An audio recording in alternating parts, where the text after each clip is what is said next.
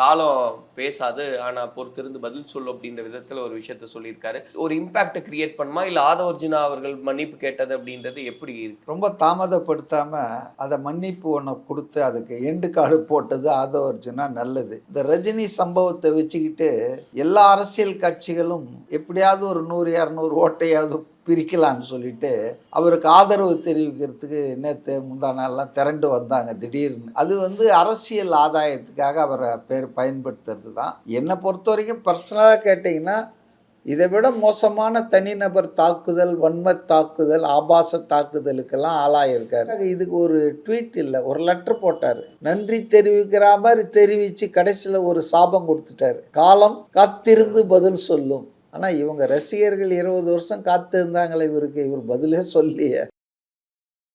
ஒருவேளை அவர் பயந்து இருக்கலாம்னு நினைக்கிறேன்.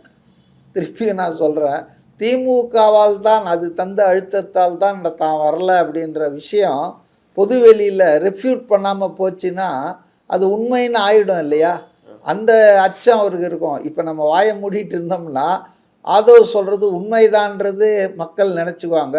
இது ஆதவ அர்ஜுனாவையும் அவர் அப்படி கடந்து போயிருக்கலாம். அது ஒன்றும் பெரிய விஷயம் கிடையாது. அதாவது நான் கேட்டேன், ஆதவ அர்ஜுனா பேசுறது உண்மைதாங்க. அது நான் ஒன்றும் தப்புன்னு நான் நினைக்கல.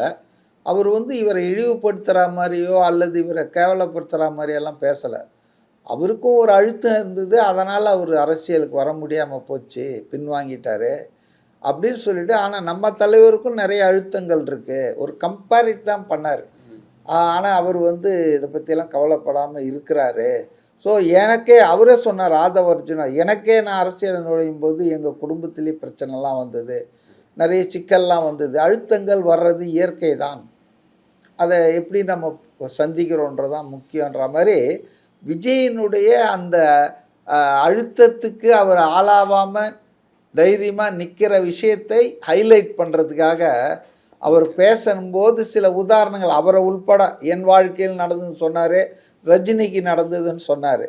அதனால் அது ஒன்றும் பெரிய ஆபாச தாக்குதலோ தனி மனித தாக்குதலோ அதெல்லாம் இல்லை. அதை கடந்து போயிருக்கலாம். அதாவது எப்பவுமே ரஜினிகாந்த் யார் என்ன சொன்னாலும் பேச மாட்டார்.